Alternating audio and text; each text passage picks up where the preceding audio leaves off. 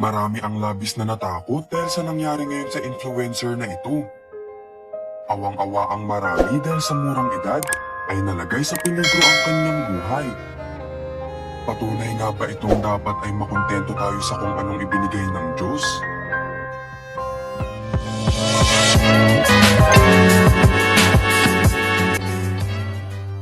Ika nga ng iba, bago pa umabot sa paglobo ng katawan ay matuto ng kumain ng tama. Usong-uso na sa panahon ngayon ang pagpapalay po ng katawan, kung saan idinadaan sa siyentipikong proseso ang pagpayat ng isang tao. Dahil sa kamahalan, mga mayayaman lang ang nakakagawa nito. Dito sa Pilipinas ay hindi na rin mabilang ang mga nagpapalay po, lalo na sa mga artista o influencers.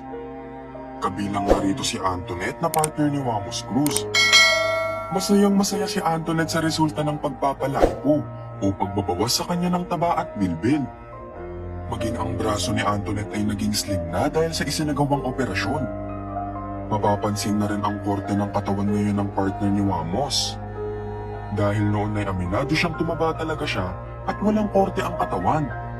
Ngunit may kaakibat pala ang pagpapaliposuction ng katakot-takot na pangyayari. Ganito ang sinapit ng isang influencer na binawian ng buhay matapos mag-undergo ng liposuction procedure. Isang 29 years old Brazilian influencer ang nasawi matapos sumailalim sa nasabing operasyon. Kinilala siya bilang si Luana Andrade na nagkaroon ng massive pulmonary embolism habang nasa operasyon para sa liposuction. Ang massive pulmonary embolism ay pagkakaroon ng blood clot sa baga na nagiging sanhi ng paghinto ng daloy ng dugo sa katawan. Ayon sa report, nagkaroon ng cardiac arrest si Luana sa kanyang surgery. Agad umano siyang ginawa ng resuscitation ng medical personnel, ngunit hindi ito nagtagumpay. Kinumpirma ng renowned clinic na massive pulmonary embolism ang dahilan ng pagkawala ng influencer na may kaugnayan sa liposuction procedure. Dito sa bansa, hindi lang si Antoinette ang kilalang nag-undergo ng liposuction. Isa na rito ang aktres na si Janela Salvador, kung saan proud noon na ibinahagi ang resulta ng kanyang pagpapalipo kay Dr. Abelo. Nahirapan na umano si Janela na ibalik ang kanyang katawan matapos niyang manganak, kaya nagdesisyon siyang magpa-operasyon. Isa rin sa proud sa kanyang pagpaparitoke ang vlogger na si Tony Fowler.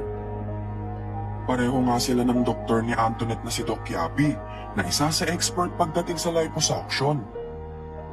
Ngayong nakita na ang resulta kay Antoinette, inihalin tulad na siya kay Tony Fowler dahil pupunta na umano rito ang kanyang katawan.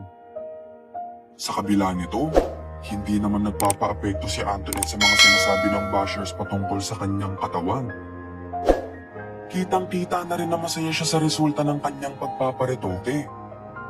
Gayunpaman, naway maging aral sa lahat ang nangyari sa Brazilian influencer na pag-isipang mabuti ang mga desisyon sa buhay. Dahil isang iglap lang ay posibleng buhay mismo ang kapalit nito.